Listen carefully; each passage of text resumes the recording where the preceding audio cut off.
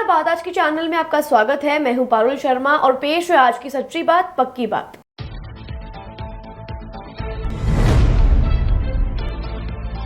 एक ही ट्रैक पर दो ट्रेन हुई आमने सामने। साबरमती से आगरा जाने वाली ट्रेन हुई हादसे का शिकार।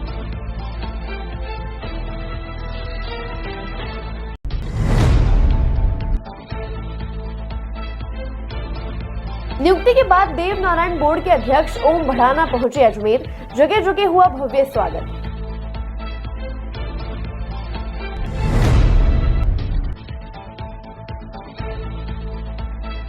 अजमेर पुलिस के कप्तान विष्णोई ने किया अभय कमांड सेंटर का अवलोकन। व्यवस्थाओं को जांच परख के दिए आवश्यक निर्देश।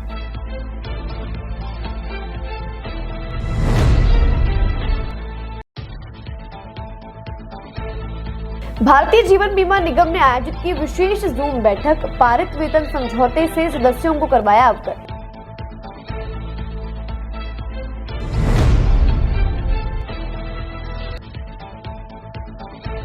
होली पास आते ही सजे रंगों व पिचकारियों से बाजार। ऑर्गेनिक व हर्बल रंगों की धूम।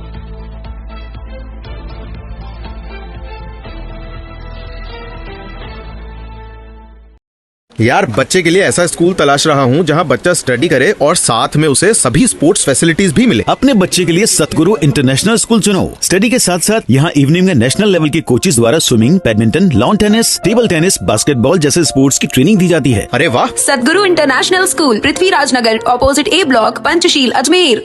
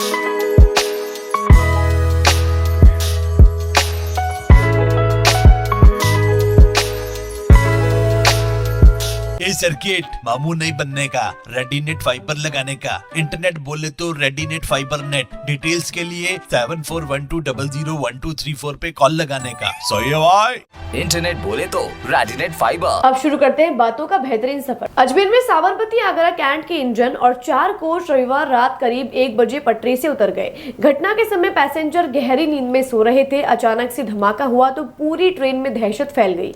गनीमत रही कि कोई जनहानि नहीं हुई। हादसे के बाद 6 ट्रेनें रद्द की गई हैं और 2 का रूट बदला गया है। गाड़ी जो है हमारी अजमेर आगरा फोर्ट, ये जो है बिल्कुल राइट टाइम पे निकली थी और जो है राइट टाइम निकली थी और बिल्कुल सुख शांति से सारा काम चल रहा था, रेल का सुचारू कार्य। अब ये गुड्स ट्रेन से साइड कोलिजन इस गाड़ी का हुआ है और क्यों हुआ है, कैसे हुआ है, क्या कारण है। चूँकि साइड पे पट्टियाँ वगैरह सब अपनी जगह से डिस्प्लेस हो गई है, तो इस समय कुछ कहना मुश्किल है कि तकनीकी क्या कारण रहा है, वो अंडर इन्वेस्टिगेशन का मैटर है। लेकिन हमारे लिए खुशकिस्मती ये है कि अभी तक कोई पैसेंजर को reported serious injury, normal injury, minor injury या कोई भी किसी तरह की चोट वगैरह नहीं लगी है। फिर भी हमने अपनी टीम को जेएलएन और सिविल हॉस्पिटल वगैरह भेज दिया है। अगर किसी कोई पहुंच गया है वहां पे तो उसकी पूरी देखभाल की जाएगी और पैसेंजर्स को जो है हमने वापस अजमेर स्टेशन पे भेज दिया है ट्रेन को और वहां चाय पानी की व्यवस्था कर रहे हैं और जब सेक्शन क्लियर होगा तो फिर इनको गंतव्य तक भेज दिया। इस समय जो लग रहा है, मुझे लग रहा है कि ट्रैक का जो डैमेज है उसको देखते हुए लग रहा है कि अभी चूँकि लोड हमारा गुड्स वगैरह का और ये जो डिरेल्ड कोच है ये अभी साइड पे है, तो ये जब तक कि साइड क्लियर नहीं होती है तो हमारा रेस्टोरेशन थोड़ा मुश्किल होगा। तो अभी लग रहा है कि 6 से 8 घंटे में अप्रोक्सीमेट अंदाज मुझे लग रहा है कि लग जाएंगे। हाँ, तो ये 6 से 8 घंटे मुझे लगता है कि लग जाएगा। और हमारी ये गुड्स ट्रेन भी अभी अटकी भी है, तो वो भी क्या है कि हमारे OHE पोर्टल डैमेज है, तो गुड्स ट्रेन को भी हमें आधा पोर्शन आगे खींचना पड़ेगा, आधा पीछे खींचना पड़ेगा, तब जाके हमारा सेक्शन क्लियर होगा। और एक हमारी पैसेंजर और गुड्स के बीच में इन्फ्रिंजमेंट भी है, आपस में साइड कोलिजन है, तो वो देखते हैं कि कैसे निकाला जाएगा। ड्राइवर जो ट्रेन के हैं वो सुरक्षित है? वो ड्राइवर ट्रेन के सुरक्षित है, उनसे हमारी टीम ने इंटरेक्ट कर लिया है, वो नॉर्मल है, सुरक्षित हैं। ट्रेनें प्रभावित होगी अभी? ट्रेनें प्रभावित होगी अभी। हमारी सारी गाड़ियाँ जो है 4 से 6 घंटे ट्रेनें प्रभावित होगी, क्योंकि हम यहाँ पे पहले हमारा मकसद ये है कि सबसे पहले ट्रेनें प्रभावित कम से कम हो, तो हमारी जो गुड्स लाइन है इसको हमें क्लियर करना है। हाँ, कुछ ऐसा ही लग रहा है कि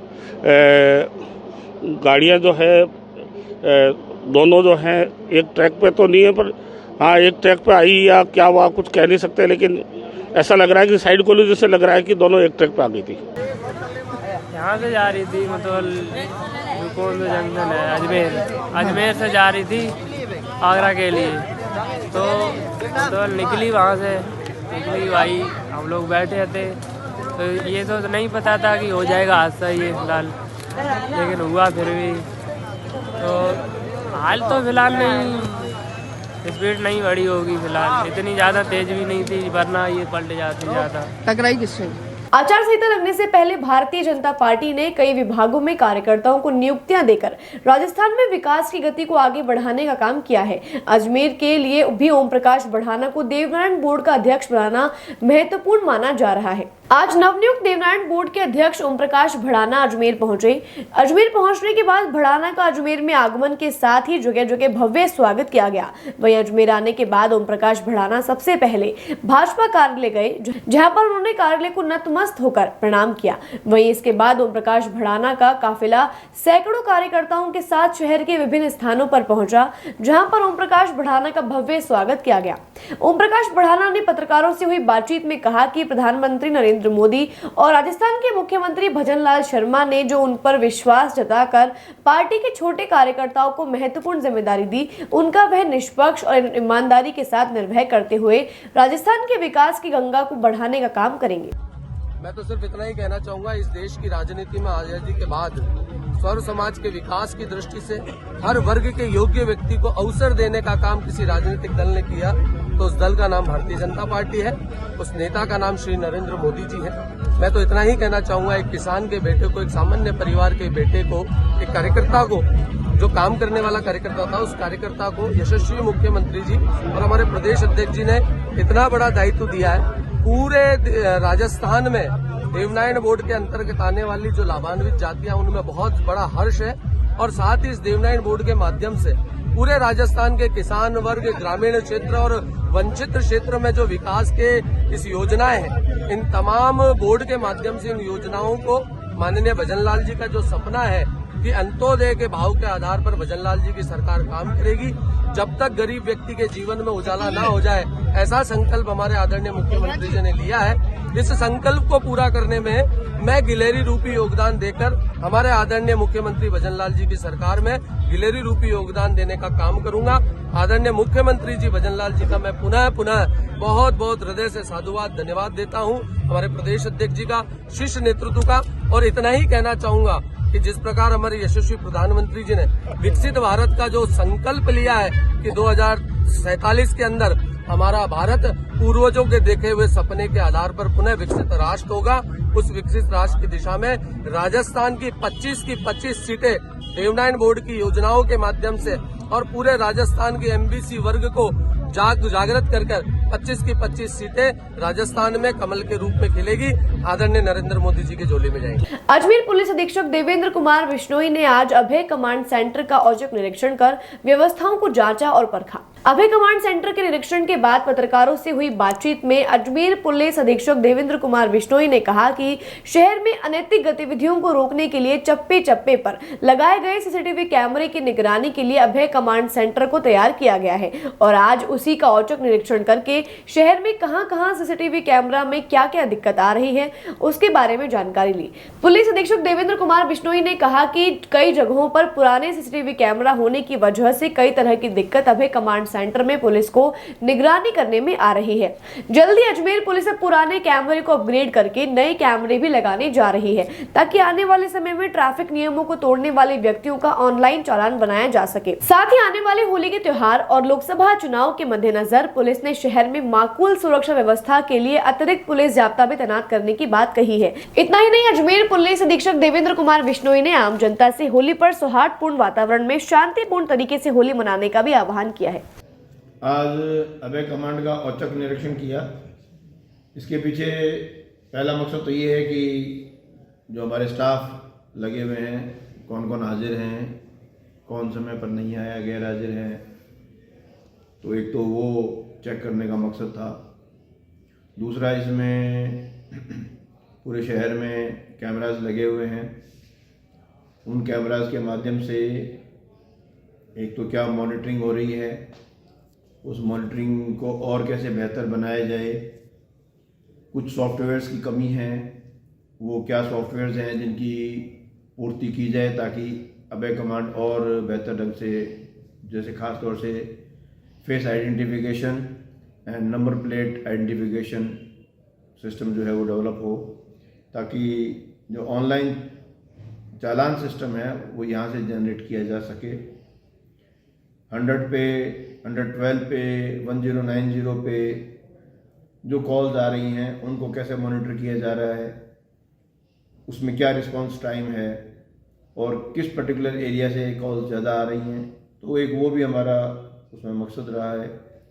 फिर जो हमारी जो पुलिस की गाड़ियाँ हैं, थाने की गाड़ियाँ हैं, आपके सिग्मास हैं, 112 है, 1090 है, जो इमरजेंसी रिस्पांस के लिए फील्ड में छोड़ी हुई हैं, उनकी प्रॉपर मैपिंग और प्रॉपर ट्रैकिंग उनकी हो ताकि मिनिमम टाइम में वो अपने उस स्थल पर पहुंच सके और जो कोई डिस्ट्रेस में है उसको तुरंत सपोर्ट, रिलीफ मिल सके। तो ये कुछ रहे हैं, कुछ इश्यूज़ आए हैं, तो अभी उनसे अलग अलग सबसे बुलाकर बात की जाएगी।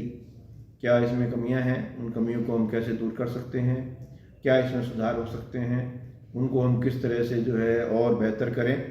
और कुछ कैमराज इम्पॉर्टेंट पॉइंट्स पे मैं और फिजिकली जाकर उनको जो है चेक करवाऊँगा ताकि शहर के इम्पोर्टेंट पॉइंट्स पे जो है वो कैमराज इफ़ेक्टिवली काम करें।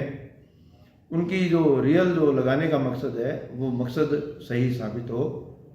कैमराज जो है वो एक तरह से आपके परमानेंट सर्वेलेंस के सिस्टम हैं।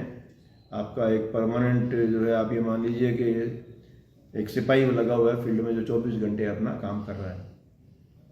तो ये कुछ कमियां थी, कुछ बातें थी जिनको देख के एक अभय कमांड को जो है देखा है, और मैं मानता हूं कि जो कमियां हैं उनको दूर करेंगे ताकि और बेहतर supervision, recording, proper tracking, response time में बेहतरी हो सके। सर, शुरुआती में यदि हम आप सुरक्षा की बात कर रहे हैं, ऐसा कौन सा लूप पॉइंट है जो सबसे बड़ी कमी के रूप में अभी सामने आया है? सर नहीं, इसमें कुछ सॉफ्टवेयर अपडेट होने हैं। पहली बात तो ये है कि कुछ तो सॉफ्टवेयर अपडेट होने हैं। उन सॉफ्टवेयर जैसे आपका फेस रिकग्निशन का है, नंबर प्लेट जो है आइडेंटिफिकेशन के सॉफ्टवेयर्स हैं, वो हम DOIT के माध्यम से गवर्नमेंट को और कंसर्न एजेंसी को रोड सेफ्टी और में जो है काफ़ी पैसा दिया जाता है। उसका मकसद ये है कि अगर सड़क पे चलने वाले को ये पता है कि मैं ऑनलाइन मेरा मॉनिटरिंग हो रही है, तो वो एक्सीडेंट को हम चेक कर सकते हैं, मिनिमाइज कर सकते हैं। दूसरा, जो पुलिस पे आरोप लगता है कि साहब वसूली हो रही है, तो वो ऑनलाइन जो चालान होगा उसके थ्रू उस पर भी अंकुश लगेगा।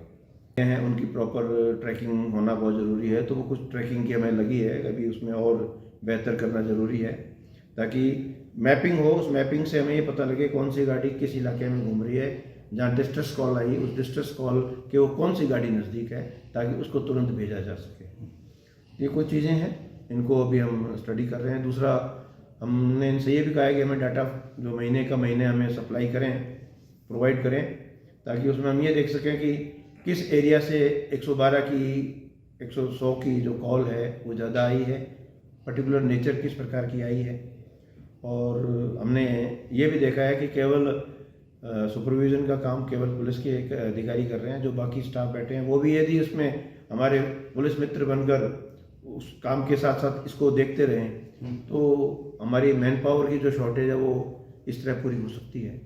और हर आदमी अलर्ट होगी, यदि कैमरे के सामने बैठा है तो कोई भी घटना घटित हो रही है, उसको दिख रही है, तो तुरंत कंट्रोल रूम को इत्तला हो जाए तो वो तुरंत उसको जो है वहीं देन एंड देर ही उसको पकड़ा जा सकता है। सर, एक होली और लोकसभा के चुनाव भी नज़दीक है, इसमें सुरक्षा के किस तरह से बंदोबस्त रहने वाले हैं? देखिए, पहली तो लोकसभा के बारे में आचार संहिता लग चुकी है और जो हमारी नाका पॉइंट्स हैं वो एक्टिव हो गए हैं, और हमारी जो FSTs हैं, फ्लाइंग स्क्वाड्स हैं, वो एक्टिवेट हो गई हैं, और उनकी भी अब नियर फ्यूचर में जो है 1-2 दिन में सबको बुलाकर मीटिंग लेकर ब्रीफ किया जाकर और बेहतर ढंग से उनकी क्या कार्रवाई करवाई जाए, इस बाबत उनको जो है बताया जाएगा, निर्देश दिया जाएगा, क्या समस्याएं आ रही हैं उनको जो है सुना जाएगा, दूर किया जाएगा। और जो होली का त्यौहार है, इस होली के त्यौहार में सभी थानों में CLG मीटिंग ली जा रही है और बड़े स्तर का त्यौहार है, तो इस पर किसी प्रकार की हुड़दंगबाजी ना हो। अब सब लोग जो है प्यार से इसको त्यौहार को मनाएं। तो इन सब चीज़ों को देखते हुए मैं मानता हूँ कि इसमें हम इस त्यौहार को और अच्छे ढंग से कहाँ ड्यूटी लगानी है, स्टाफ लगाना है, उसके हिसाब से अभी आदेश जारी हो जाएंगे। 17 मार्च को आयोजित NZIEA के ऑनलाइन विस्तारित सचिव मंडल की एक विशेष जूम बैठक NZIEA के अध्यक्ष साथी रामचंद्र शर्मा की अध्यक्षता में संपन्न हुई, जिसमें AIIEA महासचिव साथी श्रीकांत मिश्रा विशेष तौर पर उपस्थित रहे। जूम मीटिंग में अजमेर से मंडल सचिव सुनीत पुट्टी, सुनील हरवानी व उमेश उपाध्याय शामिल हुए। आज भारतीय जीवन बीमा निगम के अजमेर मंडल में कार्यरत NZIEA के सदस्यों की एक गेट मीटिंग आहूत की गई, जिसमें मंडल सचिव सुनीत पुट्टी ने सभी सदस्यों को केंद्र सरकार द्वारा पारित वेतन समझौते के प्रस्तावों से अवगत कराया। पुट्टी ने बताया कि वेतन वृद्धि में 17% बढ़ोतरी के साथ साथ निगम सेवाओं में भर्ती हुए नए कार्मिकों के लिए NPS में नियोक्ता के अंशदान को 10% से बढ़ाकर 14% करने की स्वीकृति भी सरकार ने प्रदान की है।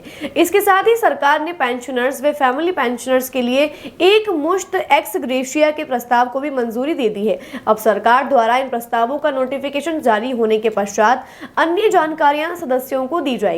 आज हमने हमारे जो भारतीय जीवन बीमा निगम में जो हमारा वेतन मांग पत्र है उसको लेकर हमने मीटिंग रखी है, और ये मीटिंग हमने इसलिए रखी है कि कल हमारे उत्तर क्षेत्रीय महासचिव और अध्यक्ष महोदय और all India insurance employees association के महासचिव ने वीडियो कॉन्फ्रेंसिंग के जरिए हमारे सभी उत्तर क्षेत्र के 17 मंडलों में अपनी बात रखते हुए बताया कि सरकार का क्या रवैया है और उस पर हम क्या कार्यवाही करते हैं। विस्तार से उन्होंने इस पर सारा रखने के बाद बताई है। तो अभी हमारे को 17% का वेज ऑफ़र दिया गया और उसके अंदर बहुत सारी अलग अलग चीज़ें हैं और नोटिफिकेशन अभी नहीं हुआ है।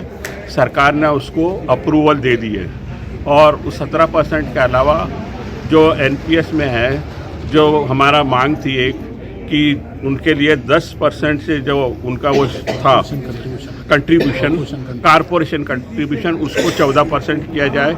और एक हमारी मांग थी कि हमारी पेंशन का अपडेशन किया जाए, लेकिन अभी पेंशन के अपडेशन में कुछ तकनीकी कमियां होने के कारण अभी सरकार ने ये कहा है कि आप इसको एक्स ग्रेशिया बेस के ऊपर हम आपको दे सकते हैं। तो उस पर भी अभी चर्चा चल रही है और अन्य बहुत सारे मुद्दे हैं, उसको लेकर चर्चा चल रही है।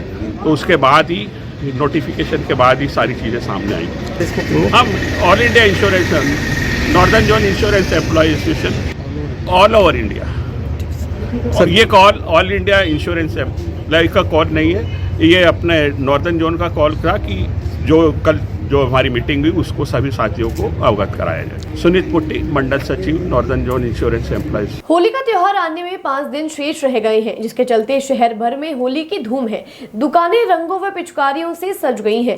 सभी दुकानों पर ऑर्गेनिक व हर्बल कलर बिक रहे हैं, जिससे त्वचा पर नुकसान ना हो। सभी लोग ऑर्गेनिक कलर खरीदना पसंद कर रहे हैं। बच्चों के लिए मनमोहक पिचकारियां नई नई प्रकार की बाजार में सज चुकी हैं। शहर के दुकानदारों का कहना है कि चाइना से आने वाला सामान बाजार में बिकना बंद हो चुका है। स्वदेशी सामान ही बाजारों में बिक रहा है। के आइटम चल रहे हैं गुलाल वाले, मतलब इसे छोटा भी चल रहा है, इससे 2 किलो भी चल रहा है, 4 किलो भी चल रहा है। बहुत बढ़िया क्वालिटी है। तोता वालों का, मुर्गा वालों की ब्रांड है ये, हाथरस वालों की। मतलब सर पिचकारियों में देखे तो सर पिचकारी में ही मतलब ये आती है, मतलब दिल्ली वगैरह की आती है। चाइना तो बंदी हो गया सर, मतलब सारी दिल्ली से ही आती है माल। बैग वाली आ रही है, चश्मे वाली आ रही है, बच्चों के बैग आ रहे हैं, पंप आ रहे हैं, अच्छी वाली वैरायटी आ रही है। मतलब कुल कितनी वैरायटी नहीं आ चुकी इस बार? नई वैरायटी में सर 30-40 वैरायटी नहीं आ चुकी है। क्या क्या नाम है, कुछ नाम बताएंगे? ये स्कूल के बैग ज़्यादा आते हैं, मतलब डोरेमोन है, ये है, मतलब अच्छी पिस्तौलें हैं। मतलब कोई सिलेंडर वगैरह भी आए हैं? सिलेंडर वगैरह तो यही आए हुए हैं, मतलब हाथरस के। मतलब क्या कॉस्ट होगी इनकी? इनकी 160 रुपये है, 700 रुपये है, 900 रुपये है। और वैसे भी जो कलर्स के अंदर कोई अगर स्किन पे कोई दिक्कत तो नहीं आएगी? नहीं, स्किन पे कोई स्किन नहीं आएगी सर, ख़राब नहीं होगी किसी की भी। कौन सी जगह आपकी दुकान है, क्या नाम अपना ये जवाहर पटाखे वालों के नाम से दुकान है, सी टाकीज के पास। अपनी आज 30 साल पुरानी दुकान। बातों को देते हैं एक छोटा सा विराम, जल्दी मिलते हैं एक नए सफर पर। यार, बच्चे के लिए ऐसा स्कूल तलाश रहा हूँ जहाँ बच्चा स्टडी करे और साथ में उसे सभी स्पोर्ट्स फैसिलिटीज भी मिले। अपने बच्चे के लिए सतगुरु इंटरनेशनल स्कूल चुनो। स्टडी के साथ साथ यहाँ इवनिंग में नेशनल लेवल के कोचेज द्वारा swimming, badminton, lawn tennis, table tennis, basketball जैसे स्पोर्ट्स की ट्रेनिंग दी जाती है। अरे वाह! सतगुरु इंटरनेशनल स्कूल, पृथ्वीराज नगर, ऑपोजिट ए ब्लॉक, पंचशील, अजमेर।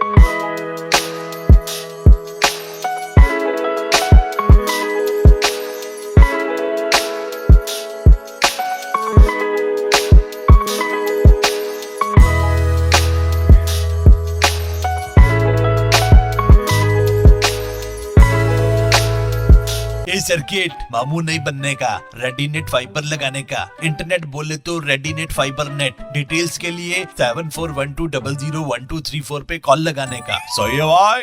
इंटरनेट बोले तो रेडीनेट फाइबर। एक बार फिर आपका स्वागत है। आइए चलते हैं एक नए सफर पर। अजमेर जिले के रूपनगढ़ के मेगा हाईवे पर पाउडर के कट्टों से भरा ट्रेलर अचानक पलट गया, जिसके नीचे दबने से एक गाय की मौत हो गई। जानकारी के अनुसार हादसा शनिवार दोपहर 1 बजे का है। ये दर्दनाक घटना पास में लगे सीसीटीवी कैमरे में कैद हो गई। रूपनगढ़ में बिना मार्बल के मालिक साहिल जैन ने बताया कि करीब 1 बजे जोरदार धमाके की आवाज आई और देखा तो पाउडर के कट्टों से भरा ट्रेलर मार्बल ऑफिस के सामने पलट गया था। हादसे में ड्राइवर को कोई चोट नहीं आई है, लेकिन पास ही में बैठी एक गाय जिसकी मौत हो गई और एक गाय ट्रेलर को अपने ओर आता देख वहां से भाग गई। जैसा कि आप सभी को ज्ञात है कि होली का पर्व नजदीक आ रहा है। होली रंगों का त्योहार है जिसको लोग बड़े ही मौज मस्ती से खेलते हैं, लेकिन यह भी एक सत्य है कि कई लोग इस त्योहार में गंदे पानी का भी उपयोग कर लेते हैं, जो कि आपकी सेहत के लिए हानिकारक हो सकता है। यहाँ तक कि रंगों में जो केमिकल्स का उपयोग किया जाता है वह भी आपके लिए हानिकारक है। जेएलएन के डॉक्टर राजकुमार कोठीवाला ने आज मीडिया से बातचीत की और लोगों को रंगों से होने वाले नुकसान से अवगत कराया। उन्होंने नसीहत देते हुए कहा कि रंगों में इस्तेमाल होने वाले केमिकल्स आपकी स्किन, आंख और बालों के लिए काफी हानिकारक सिद्ध हो सकते हैं, तो उन्हीं रंगों का इस्तेमाल करें जो पूरी तरह से ऑर्गेनिक हो। उन्होंने बताया कि बदलते मौसम में वायरल होने का भी खतरा लगातार बना रहता है, तो सूखी होली ही खेलें और पानी का कम से कम उपयोग करें। उन्होंने ऐसे कई और भी निवारक उपाय बताए जो आपके लिए जानना जरूरी है। तो सुनिए डॉक्टर राजकुमार कोठीवाला को। जब भी स्किन और बाकी दूसरे स्पेशलिटी की भी बीमारियां, जैसे मौसम चेंज होता है तो थोड़ी सी बीमारियां चेंज होती है।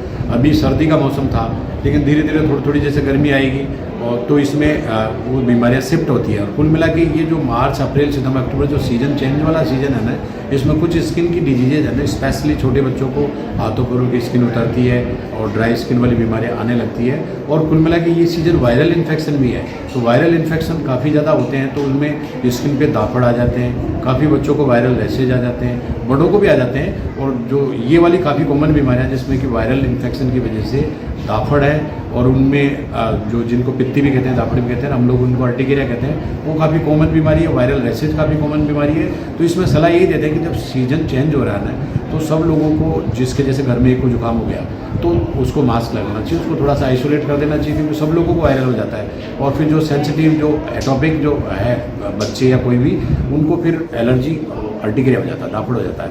तो कुल मिला के वायरल इन्फेक्शन से बचने के लिए मास्क लगाएं और जिसको हो गया उसका तुरंत ट्रीटमेंट कराएं और थोड़ा दूसरों से आइसोलेट रखें। तो ये काफ़ी कॉमन बीमारी, सबसे मेनली ओपीडी में 50% पेशेंट से भी कभी कभी 50% पेशेंट वायरल रैशेज और अर्टिकेरिया के आ रहे हैं। तो वो सीजन चेंज हो रहा है, इसलिए वायरल इन्फेक्शंस में जैसे फिजिशियंस और बच्चों के जो पीडियाट्रिशियंस हैं उनके पास जुकाम के काफ़ी लोग आ रहे हैं। उन्हीं में से स्किन, जिनको जो एटॉपिक है, जो अस्थमा परिवार से बिलोंग करते हैं, उन लोगों को दाफड़ और रैशेज काफ़ी ज़्यादा आ रहे हैं। तो इनमें सावधानी यही है कि मास्क लगाएं, दूसरे दूर रखें। और स्कूल में किसी को बाई जुकाम हो गया तो उसको बच्चों को थोड़ा सा मास्क लगा के भेजें स्कूल में, क्योंकि सारे स्कूल के बच्चों को हो जाता है। मतलब रंग कई तरह के होते हैं, जैसे कि जो केमिकल वाले रंग जो होते हैं ना, इनऑर्गेनिक, जिनमें मेटल्स होते हैं और कई कांच के टुकड़े और कई ऐसे एलर्जेंस जो होते हैं ना, जिनको एक तरह से केमिकल वाले रंग कहते हैं, तो उनसे स्किन भी बर्न हो जाती है और आँखों में काफ़ी दिक्कत आ सकती है, ब्लाइंडनेस भी आ जाती है, आँखें बर्न हो जाती है, बाल भी उनसे बर्न हो जाते हैं। तो हेयर फेस की स्किन, आंखें ये बर्न हो जाती है। तो ऐसे कलरों से, जो केमिकल वाले कलर है, इनऑर्गेनिक वाले, उनसे ना खेलें। और ऑर्गेनिक वाले जो फूल पत्तों से जो बने हुए जो कलर होते हैं, जिनको ऑर्गेनिक कहते हैं, उनसे खेल सकते हैं, उनसे कोई दिक्कत नहीं आती है। और वैसे जो गंदा पानी, कहीं से भी पानी उठा के किसी को ऊपर डालते हैं, उससे भी इन्फेक्शन हो सकता है। खासकर आँखों में बहुत दिक्कत आ सकती है, और कभी कभी स्किन में भी फिर दिक्कत आ जाएगी। लेकिन आँखें ज़्यादा डेलिकेट एक ऑर्गन है अपने बॉडी का, उसको बचा के रखना चाहिए। और किसी के ऊपर ऐसे ही कोई भी गंदी वंदी चीज़ फेंक देनी चाहिए। और बाय द वे तिलक होली बहुत अच्छी चीज़ रहती है, जिसमें कि तिलक लगाओ, और अच्छी वाली गुलाल जो होती है ना ऑर्गेनिक, जिससे कि एलर्जी नहीं होती, वो लगाओ, वो सबसे बेस्ट होती है। ड्राई होली सबसे अच्छी रहती है। लेकिन ऐसे कपड़े और स्किन, बाल, आंखें ये ख़राब हो जाए, ऐसी होली ना खेलें, बहुत अच्छा है। क्योंकि आंखें काफ़ी अमूल्य रत्न है अपने बॉडी का, उसके बिना जीवन एक तरह से अंधकार में है। तो आंखों को बचाना चाहिए। स्किन भी बर्न हो जाती है, तो एक तरह से फिर पिगमेंटेशन आ जाता है। फिर काफ़ी जो यंग जो लड़के लड़कियां हैं, उनको बेचारों को दिक्कत आती है, शादियों का माहौल है। तो कुल मिला के मतलब स्किन बर्न नहीं होनी चाहिए, उसके बाद एलर्जी नहीं होनी चाहिए, बाल बर्न नहीं होने चाहिए, उन बालों में एलर्जी नहीं होनी चाहिए, आंखें बर्न नहीं होनी चाहिए, उनमें एलर्जी नहीं होनी चाहिए। तो ये इनऑर्गेनिक कलर और गंदे पदार्थों से, कांच के टुकड़े और कहीं से भी मड जो कादा होता है ना, जैसे पानी भरा रहता है, उसको किसी के ऊपर डाल देते हैं। और आजकल कई जो शैतान बच्चे होते हैं, उनको पता ही नहीं चल, गाड़ी कोई चल रही है, गाड़ी पे पत्थर फेंक देते हैं, कुछ भी फेंक देते हैं। तो ऐसे न करें, बिल्कुल नेचुरल तरीके से तिलक होली खेलें, ड्राई होली खेलें। और किसी को खेलना तो ऑर्गेनिक कलर से खेलो। और बाय द वे कभी गलती हो जाए, कभी पता नहीं था कि कलर कौन सा आ गया, तो हमारे इमरजेंसी में हमारे जो प्रिंसिपल सर और सुप्रिटेंडेंट महोदय है ना, ये बिल्कुल जो भी ऐसे डिपार्टमेंट्स है जिनसे संबंधित होली में दिक्कत आ सकती है, इंजरी हो सकती है, उनकी ड्यूटी स्पेशल लगाते हैं। तो इमरजेंसी में कांटेक्ट करें। और आंखों को बाय द वे और स्किन को साफ पानी के छींटे मार के धो लें, रगड़े नहीं, स्किन को नहीं रगड़े, आंखों को नहीं रगड़े, बालों को ना रगड़े, और सीधे इमरजेंसी में कांटेक्ट करें। वहाँ हर चीज़ के स्पेशलिस्ट रहेंगे, स्किन के भी डॉक्टर रहेंगे। ठीक है। ओम प्रकाश बढ़ाना को देव नारायण बोर्ड का अध्यक्ष बनाए जाने के बाद आज वे अजमेर पहुंचे, जहां उनका भव्य स्वागत किया गया। जिसके बाद उन्होंने अंबेडकर सर्किल पर पहुंचकर अंबेडकर जी का दुग्धाभिषेक किया, साथ ही माला अर्पित की और कहा कि उन्होंने हमारे देश को संविधान दिया है और वे प्रेरणा पुंज है। वे उनके दिखाए मार्गों पर चलेंगे और देश के विकास में अपना योगदान देंगे। बस मैं तो इस मौके पर माननीय हमारे प्रदेश के यशस्वी मुख्यमंत्री और हमारे श्री भजन लाल जी शर्मा और हमारे पार्टी के प्रदेश अध्यक्ष श्री शिवपी जोशी जी और पार्टी सभी शीर्ष नेतृत्व का आभार व्यक्त करूंगा, धन्यवाद व्यक्त करूंगा कि मुझ जैसे किसान के बेटे, सामान्य परिवार से निकले हुए कार्यकर्ता को इतना बड़ी जिम्मेदारी दी। मैं इस केवल शीर्ष नेतृत्व को, माननीय मुख्यमंत्री जी को विश्वास दिलाना चाहूँगा कि उन्होंने मुझे जो जिम्मेदारी दी है, मैं निश्चित रूप से पूरी किसान कौम के बीच में जाकर, दलितों के बीच में जाकर, पिछड़ों के बीच में जाकर, जो हमारे माननीय मुख्यमंत्री जी का प्रण है कि जब तक अंत्योदय के उस भाव से अंतिम छोर के व्यक्ति के जीवन में प्रकाश लाना भजन लाल जी सरकार का प्रण है, उस प्रण को पूरा करने में निश्चित रूप से उन्होंने मुझे जिम्मेदारी दी है। उसमें अपना 100% देकर भारतीय जनता पार्टी की सरकार की नीतियों को जन जन तक पहुंचाने में अपना योगदान दूंगा। और लोकसभा चुनाव में जो आने जा रहे हैं, माननीय प्रधानमंत्री जी के जो विकसित राष्ट्र की संकल्पना है, उसको ध्यान में रखते हुए निश्चित रूप से माननीय मुख्यमंत्री जी ने मुझे जो जिम्मेदारी दी है, आप देख रहे होंगे कितना हर्ष है, कितना उल्लास है, सब लोगों में खुशी है। खुशी इसलिए है कि जब एक कार्यकर्ता को अवसर मिलता है तो सभी लोगों को और सभी कार्यकर्ताओं को लगता है कि निश्चित रूप से हमें भी अवसर मिल सकता है। तो माननीय मुख्यमंत्री जी का इस निर्णय पर पूरे प्रदेश में बड़ी खुशी की माहौल है। और मैं माननीय मुख्यमंत्री जी को विश्वास दिलाता हूँ, राजस्थान की 25 सीटों को उनके झोली में डालकर राजस्थान में पुणे 25 की 25 सीटों पर हम कमल खिलाएंगे। आज अम्बेडकर सर्किल पे भी दुग्धाभिषेक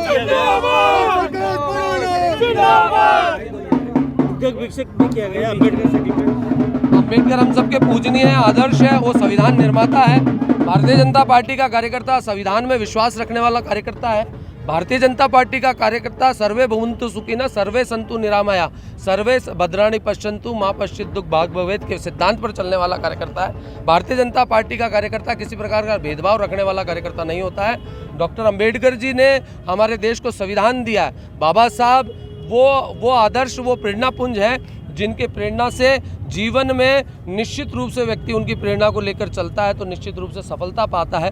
मुझे नई जिम्मेदारी मिली है, मैंने बाबा साहब के चरणों में दूधाभिषेक करके माला उनको अर्पित करके ये उनसे आशीर्वाद लिया है और उनसे प्रेरणा लेने की कोशिश की है कि उनके बताए हुए सिद्धांतों पर चलकर संविधान की मर्यादाओं को ध्यान में रखते हुए माननीय भजनलाल जी की सरकार का जो प्रण है कि अंत्योदय के भाव पर अंतिम व्यक्ति के जीवन में प्रकाश लाना, उसमें अपना योगदान दे सकते। बातों को देते हैं एक छोटा सा विराम, जल्दी मिलते हैं एक नए सफर पर। यार बच्चे के लिए ऐसा स्कूल तलाश रहा हूँ जहाँ बच्चा स्टडी करे और साथ में उसे सभी स्पोर्ट्स फैसिलिटीज भी मिले। अपने बच्चे के लिए सतगुरु इंटरनेशनल स्कूल चुनो। स्टडी के साथ साथ यहाँ इवनिंग में नेशनल लेवल के कोचेज द्वारा swimming, badminton, lawn tennis, table tennis, basketball जैसे स्पोर्ट्स की ट्रेनिंग दी जाती है। अरे वाह! सतगुरु इंटरनेशनल स्कूल, पृथ्वीराज नगर, ऑपोजिट ए ब्लॉक, पंचशील, अजमेर।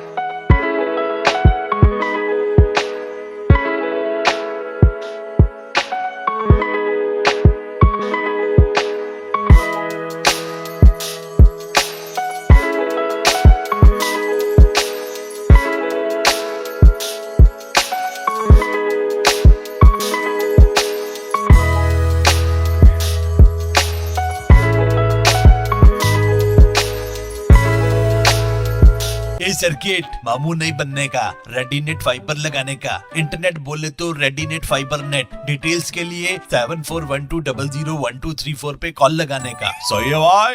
इंटरनेट बोले तो रेडीनेट फाइबर। एक बार फिर आपका स्वागत है। आइए चलते हैं एक नए सफर पर। श्री सर्वेश्वर मित्र मंडल अजमेर का होली स्नेह मिलन समारोह व मासिक बैठक संस्था अध्यक्ष पूर्व पार्षद शैलेंद्र अग्रवाल की अध्यक्षता में श्री गौड़ ब्राह्मण सभा भवन DRM ऑफिस के पास अजमेर में आयोजित किया गया, जिसमें संस्था सदस्यों द्वारा होली, फाग, गीत, भजन, हास्य, व्यंग तथा सांस्कृतिक व मनोरंजन कार्यक्रमों का आयोजन किया गया।